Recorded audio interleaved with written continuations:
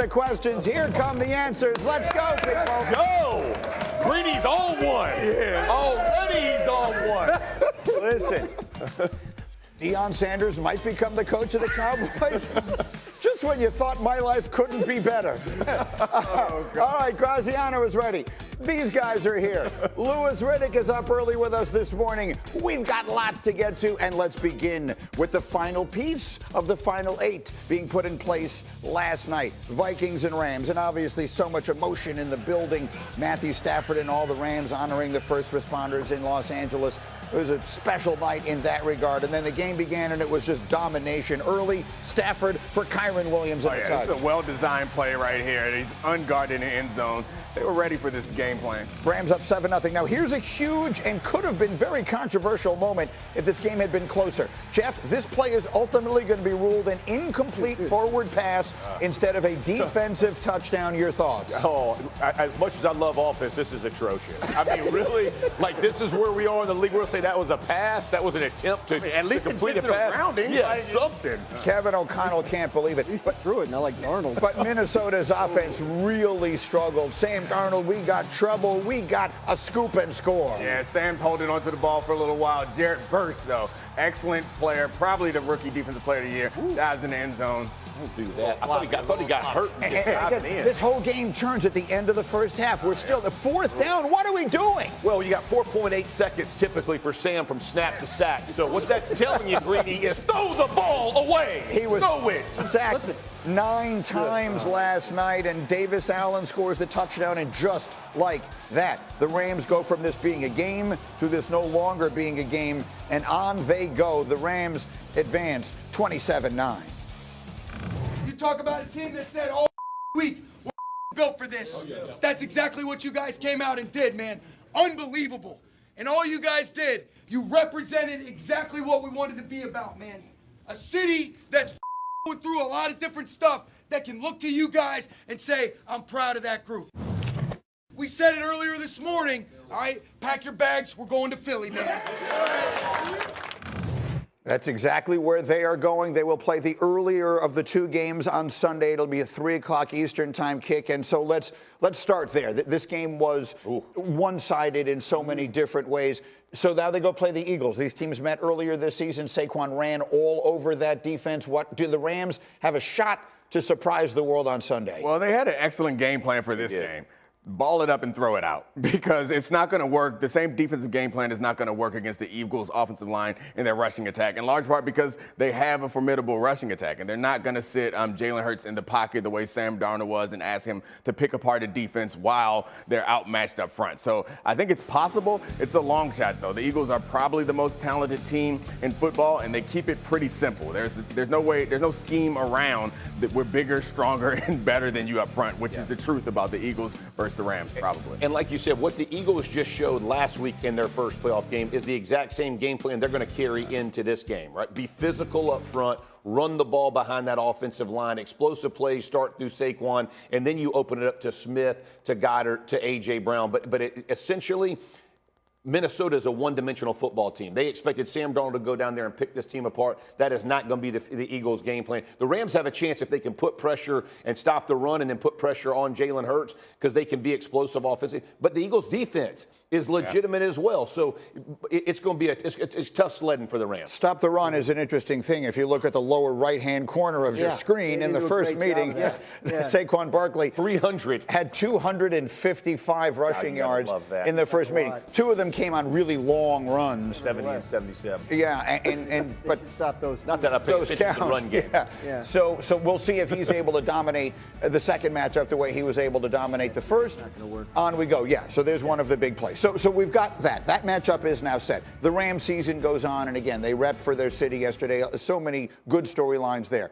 On the other side, the Minnesota Magic Carpet Ride came crashing down yesterday, and so it seems did this incredible time for Sam Darnold.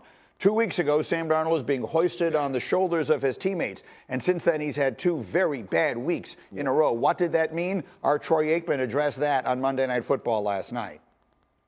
These last 2 weeks will have a big impact on his future, not only what that may look like for the Minnesota Vikings, but a big impact on what that may look like for him going to another team? Is there going to be the big payout that looked inevitable a few weeks ago?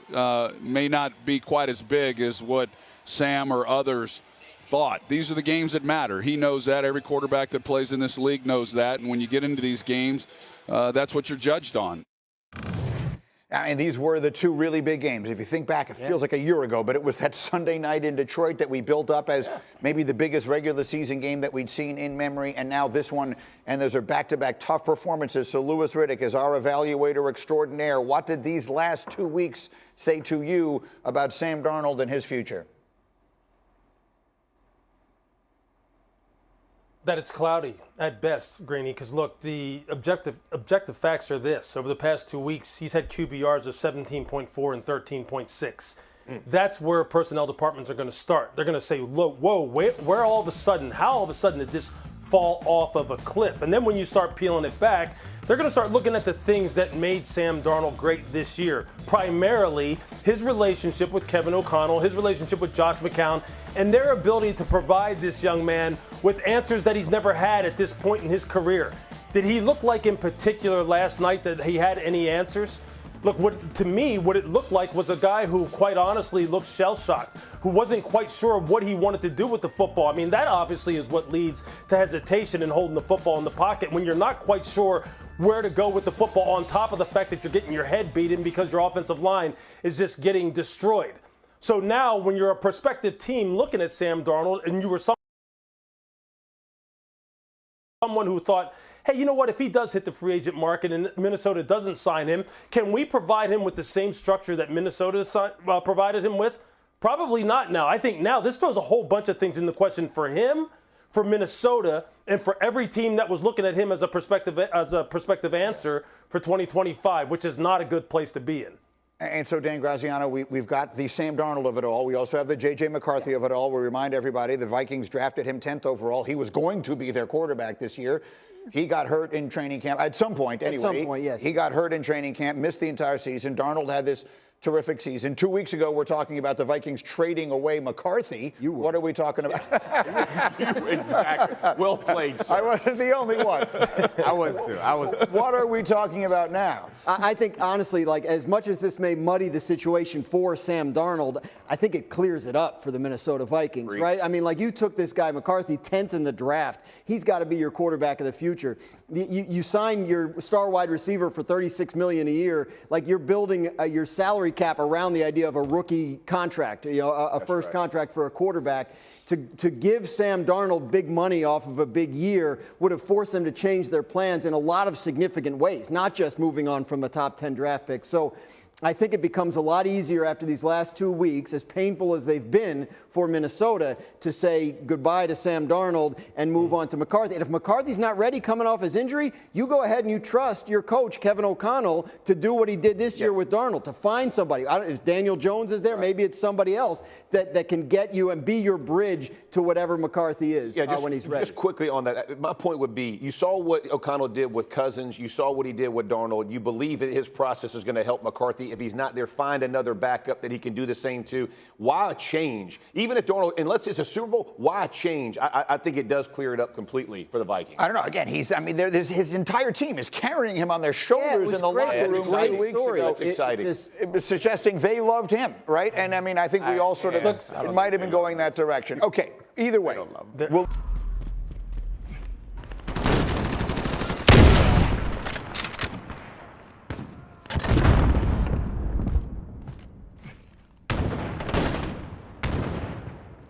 Damn, I have to dust you off. You too.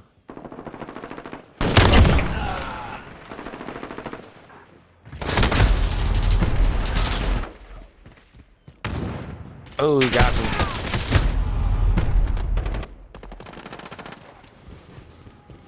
Yeah, they're doing me bad right now.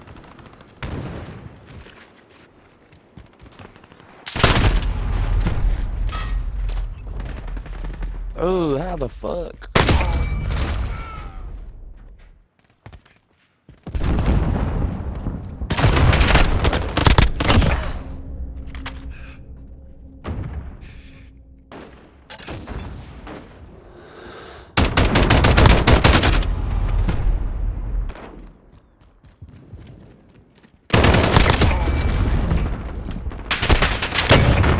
How the fuck? Ah, hit markers like motherfucker.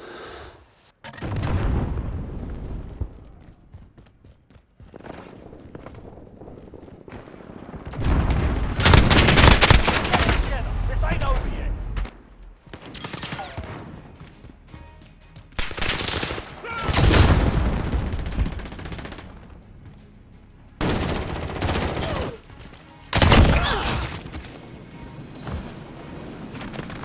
King Aries right there. Fuck him up. Fuck him up. Alright, he got you. Get him, Tristan. Fuck him up. Tell him to fuck him up. 10 seconds. Gonna be a hit marker. It's silenced.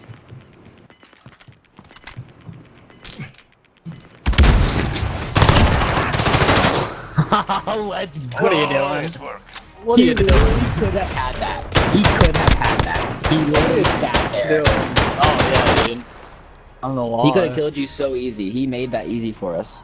Them trash cans, dude. That was probably the 1 and 8 dude. Probably was.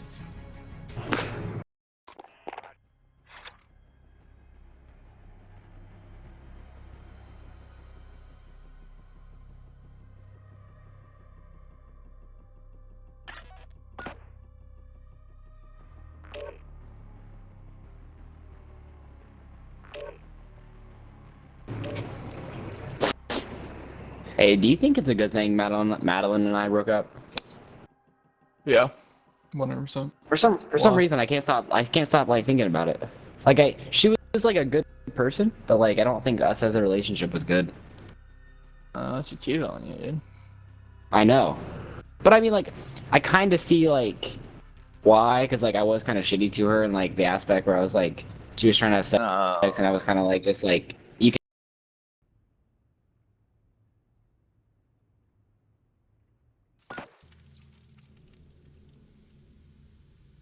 Yeah, she cheated on me twice. She cheated on me twice. How can I say that? Are you like unless you're like beating her? No, there's no like no Yeah, valid like excuse. I was a good person. I mean, just because we didn't have sex. Keep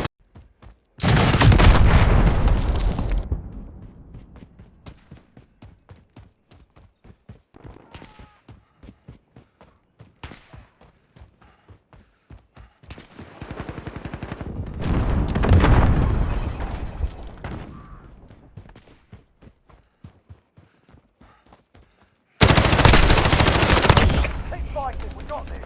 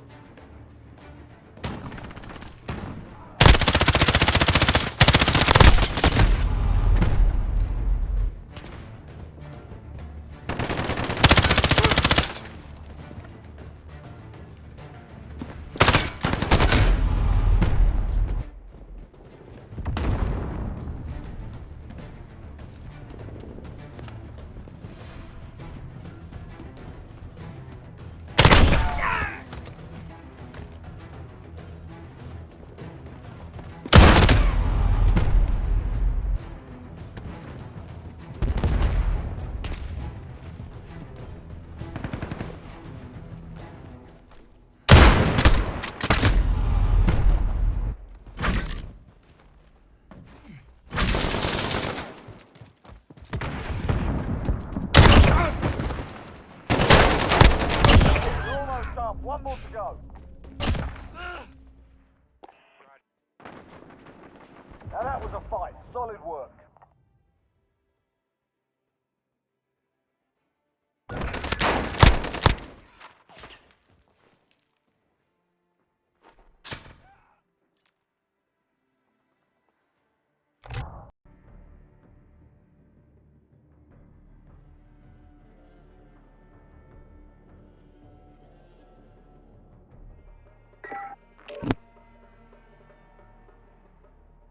Bro, I can't believe I went 13 and 1. Some of the guys in this game again, bro.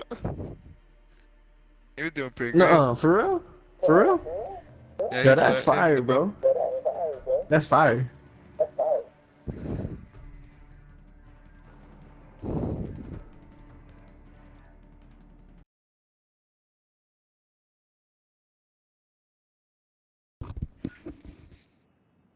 But I'm hungry.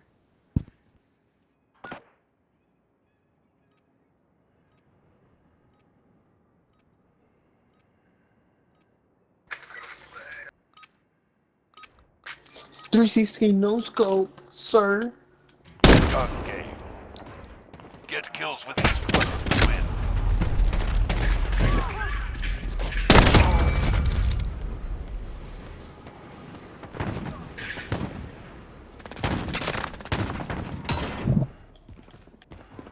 Damn, grip off. Talking this shit. Damn. Fuck. That Jonah dude killed the fuck out of me. This nigga done motored my ass, boy. Who? Some dude. I don't know who the fuck it was.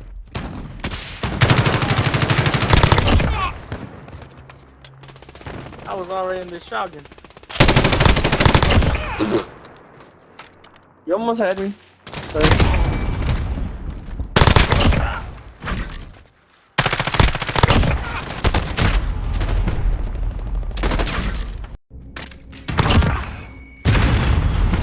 They're making us fight for it. Keep at 'em.